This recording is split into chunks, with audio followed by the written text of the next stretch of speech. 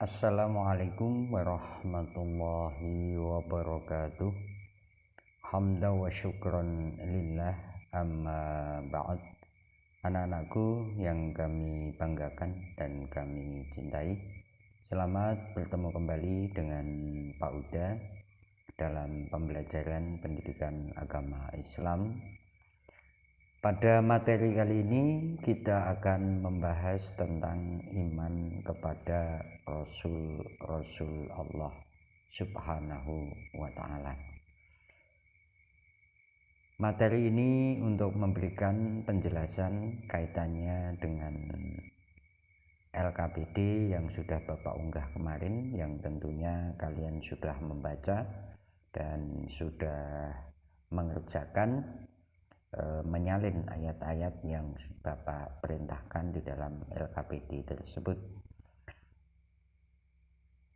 Pada materi kali ini terlebih dahulu kita awali dengan membaca basmalah. Bismillahirrahmanirrahim.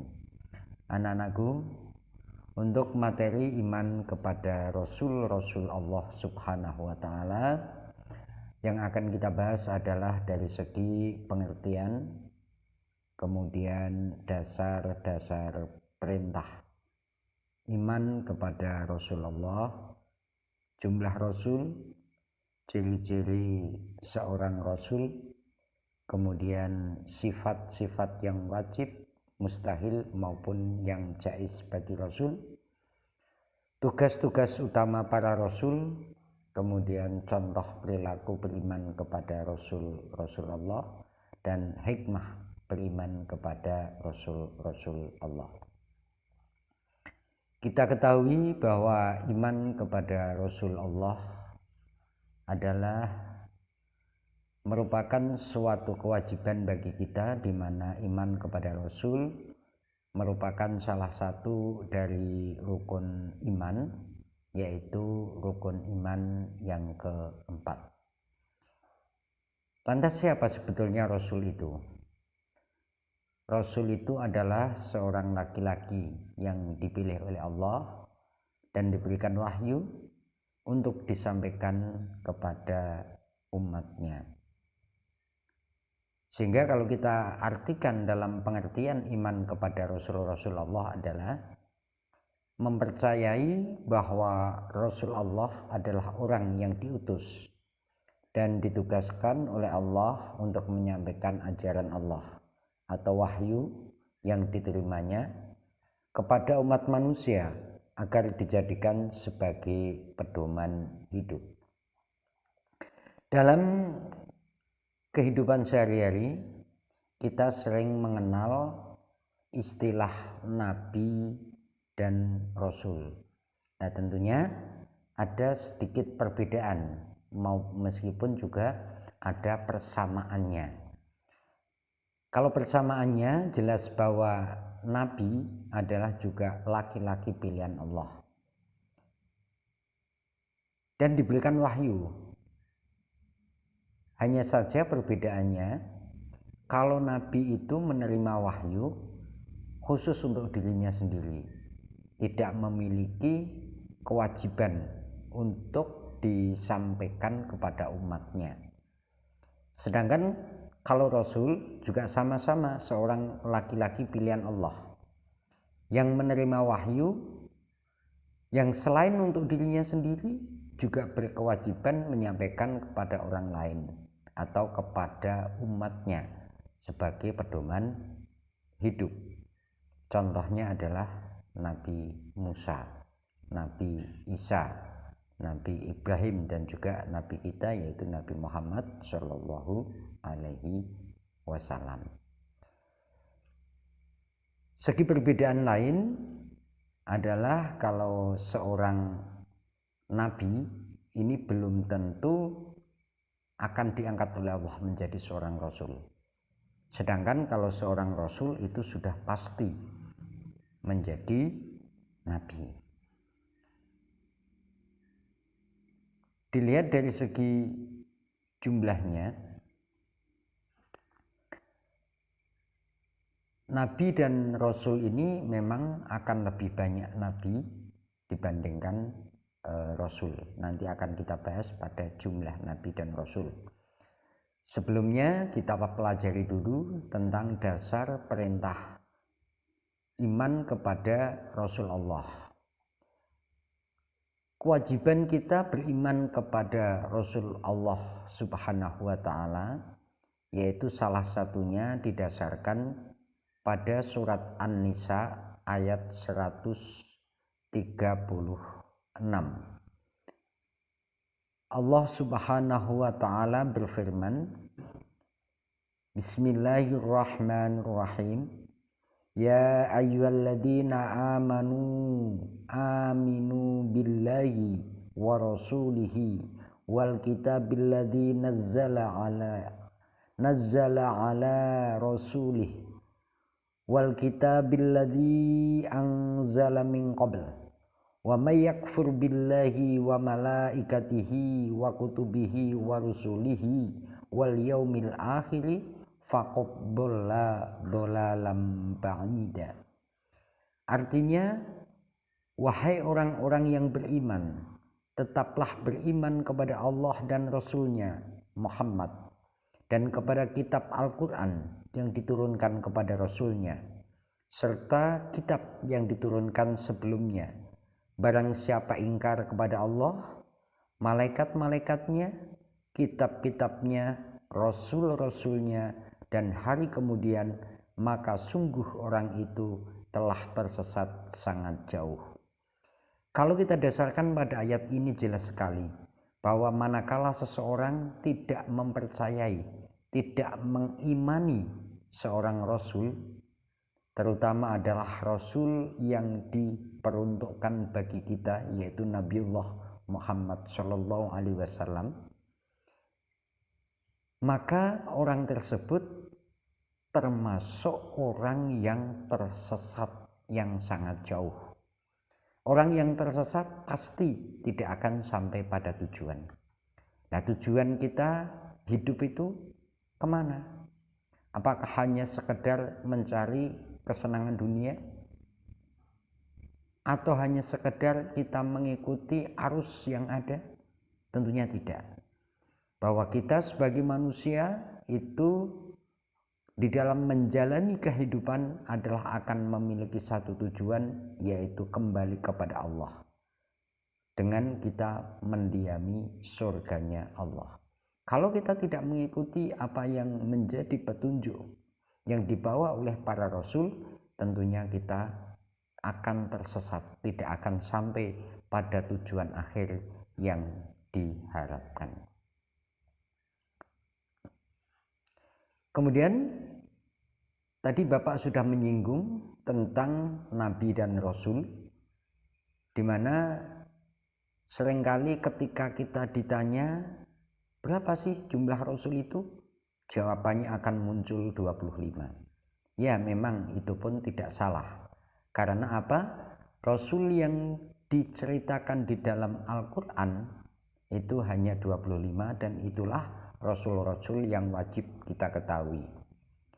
Namun sebenarnya dalam salah satu hadis, Imam Ahmad dari Abu Dzar meriwayatkan bahwa jumlah Nabi itu ada 124.000. Sedangkan Rasul berjumlah 315.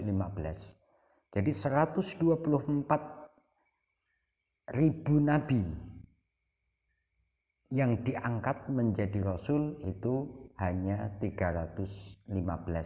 Dan tadi sudah Bapak sampaikan bahwa yang dikisahkan nama-namanya dalam Al-Quran hanya 25 orang. Kemudian dari 25 orang ini juga ada yang menjadi Rasul Ulul Azmi, yaitu ada 5 orang. Rasul Ulul Azmi itu apa? Rasul Ulul Azmi adalah Rasul yang memiliki ketaatan yang sangat tinggi dan memiliki kesabaran yang luar biasa di dalam menghadapi umatnya.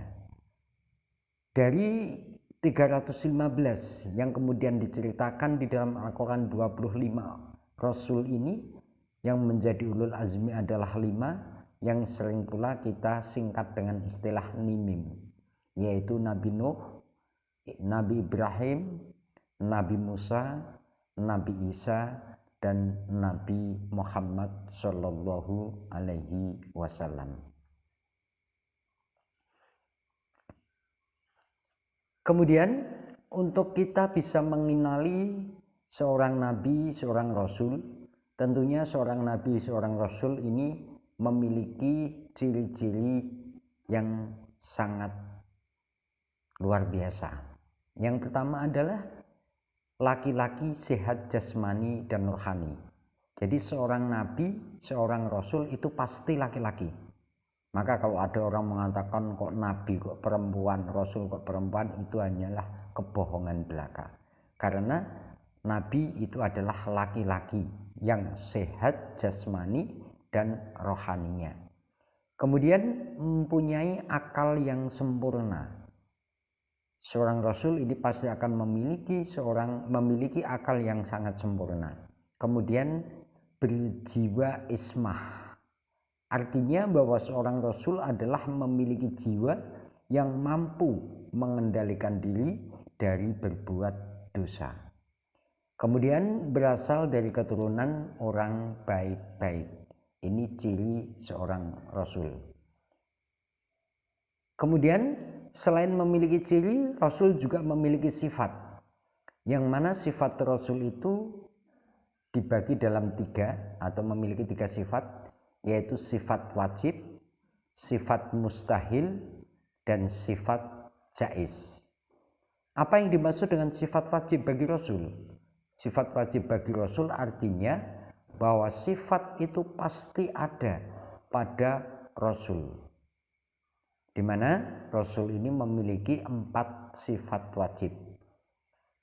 Sedangkan sifat mustahil adalah sifat yang tidak mungkin dimiliki oleh seorang rasul. Jadi rasul tidak akan memiliki 4 sifat yang mustahil ini juga. Jadi wajib memiliki 4 sifat dan mustahil memiliki 4 sifat.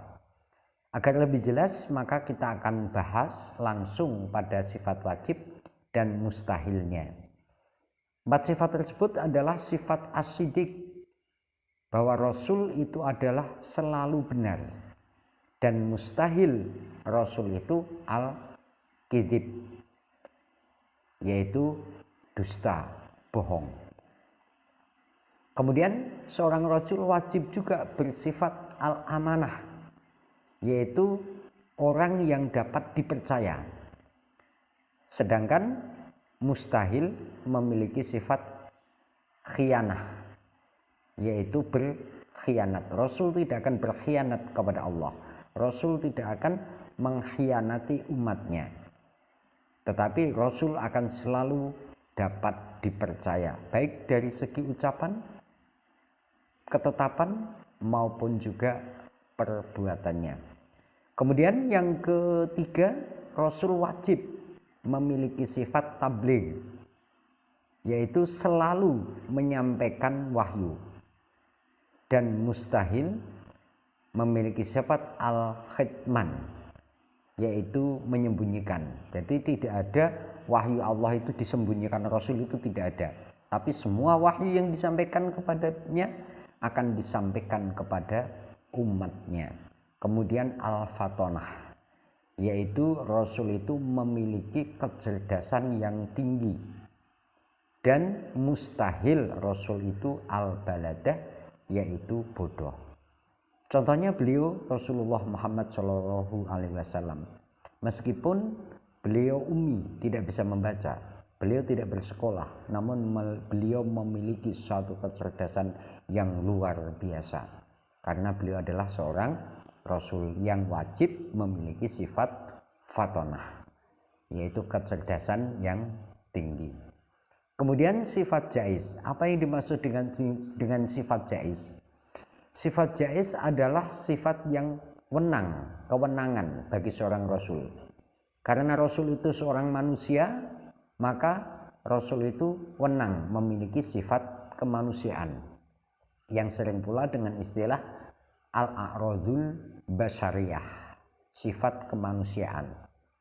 Artinya bahwa seorang rasul itu memiliki sifat sebagaimana manusia biasa, yaitu memiliki rasa lapar, haus, sakit, ngantuk, sedih, senang, berkeluarga, dan lain sebagainya. Bahkan seorang Rasul pun juga akan tetap meninggal dunia, karena Rasul itu memiliki sifat basyariyah, yaitu sifat kemanusiaan. Anak-anakku, kemudian apa sebetulnya yang menjadi tugas para Rasul? Pada dasarnya tugas para Rasul itu sama. Sejak Nabiullah Adam alaihissalam sampai dengan Nabiullah Muhammad sallallahu alaihi wasallam, itu memiliki tugas yang sama, yaitu yang pertama, membawa berita gembira atau peringatan kepada umatnya. Membawa berita gembira yang dimaksudkan adalah balasan kenikmatan yang diberikan Allah kepada umat manusia yang mau mengikuti ajaran-ajarannya. Sedangkan peringatan di sini adalah mereka yang mengingkari, mereka yang tidak mau mengikuti ajaran-ajaran para Rasul.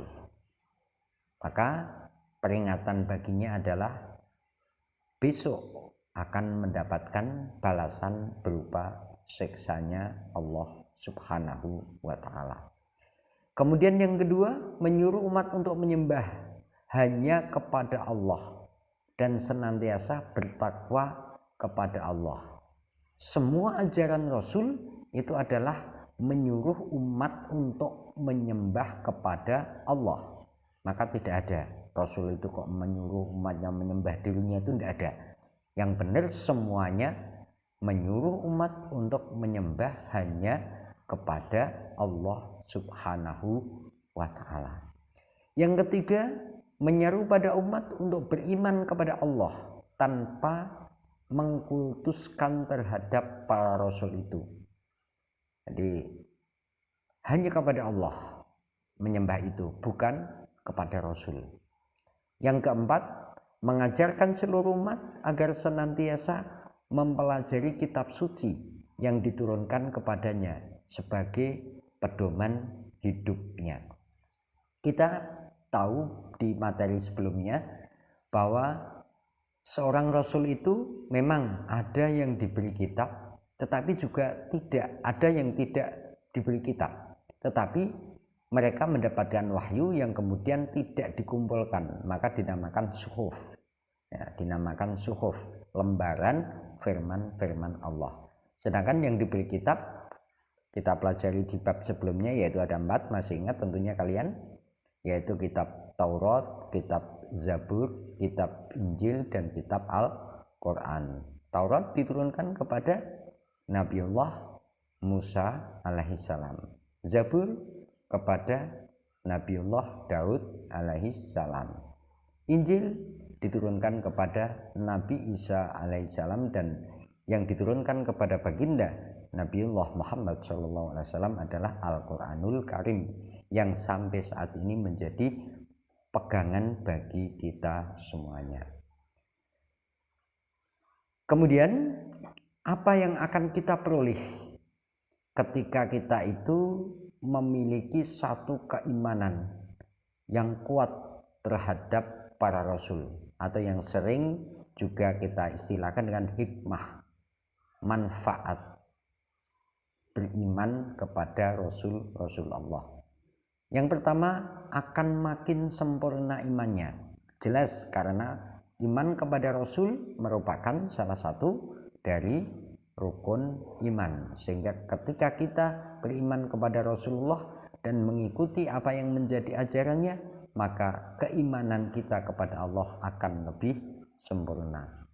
Yang kedua, terdorong untuk menjadikan contoh dalam hidupnya. Rasul ini menjadi uswatun hasanah, contoh yang baik bagi umatnya.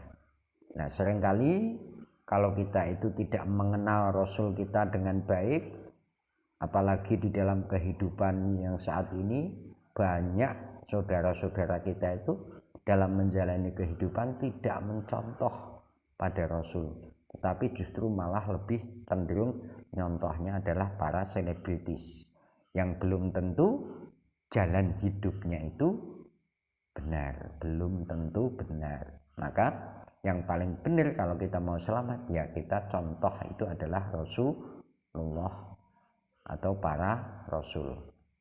Kemudian terdorong untuk melakukan perilaku sosial yang baik.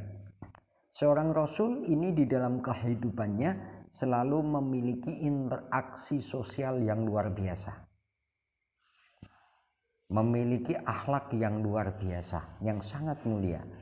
Maka dengan contoh kita mencontoh Rasul, tentunya kita juga akan melakukan contoh perilaku sosial di dalam kita berhubungan dengan sesama manusia yang baik pula, atau akhlakul karimah.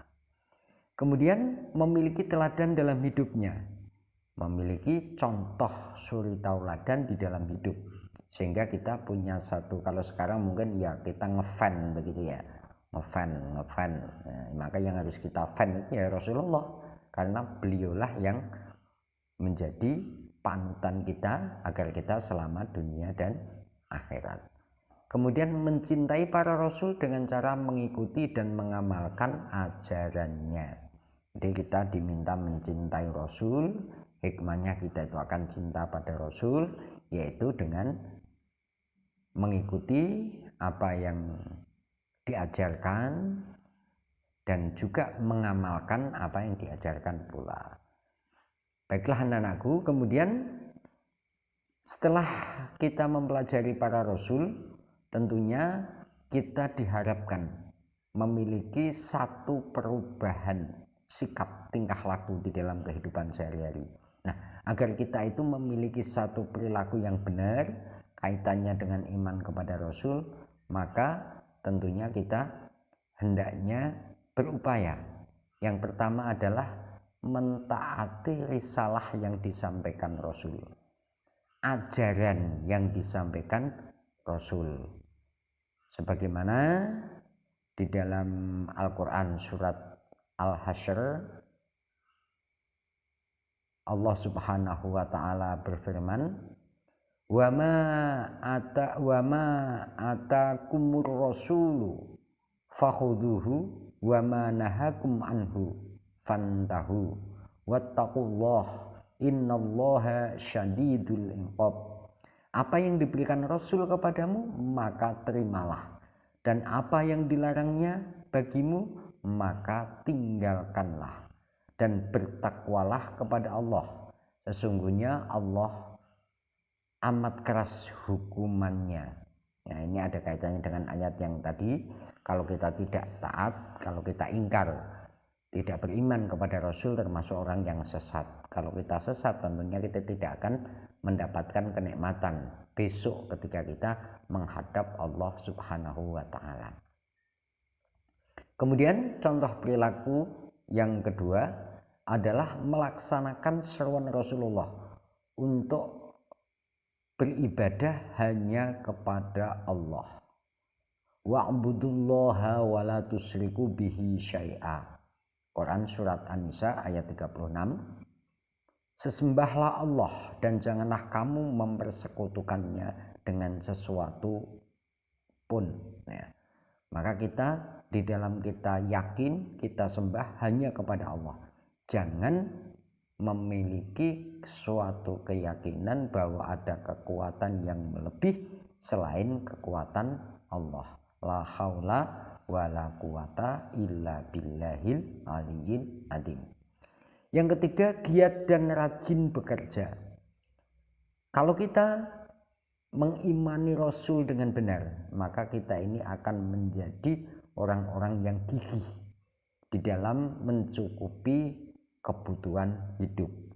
Sebagaimana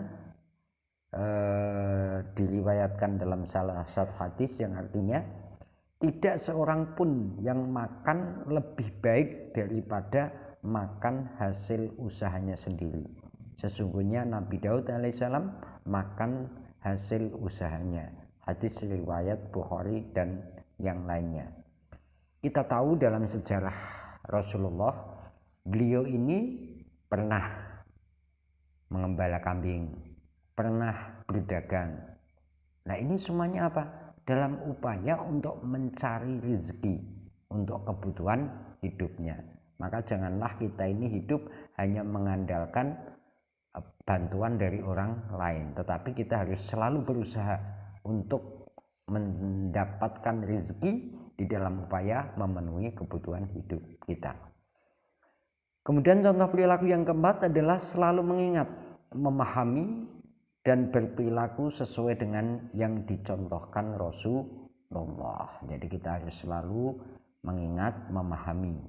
Nah, untuk bisa mengingat dan memahami, tentunya kita juga harus mempelajari ajaran-ajaran Rasulullah, baik yang termaktub di dalam Al-Quran maupun juga yang termaktub di dalam Al-Hadis dan kitab-kitab yang merupakan pembahasan dari Al-Quran maupun Al-Hadis yang dikarang oleh para ulama.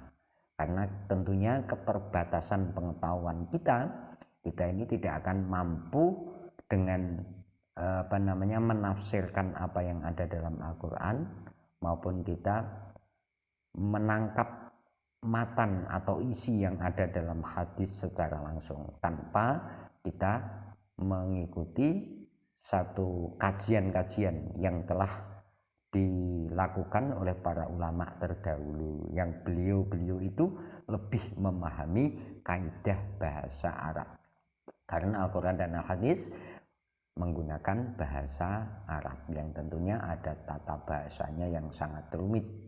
Maka kalau kita ya tentunya sebagai manusia yang awam itu tidak akan mampu untuk menafsirkan apa yang terkandung di dalam Al-Quran. Maka lebih baik kita mengikuti beliau, orang-orang yang memang lebih menguasai, melalui kita mempelajari kaidah-kaidah fikih, kaidah-kaidah tafsir yang telah dikarang oleh para ulama terdahulu. Kemudian melakukan usaha untuk meningkatkan kualitas hidupnya. Jadi seorang yang beriman kepada Rasul maka selalu akan berusaha meningkatkan kualitas hidupnya, seperti meningkatkan kesehatan jasmani dan rohani.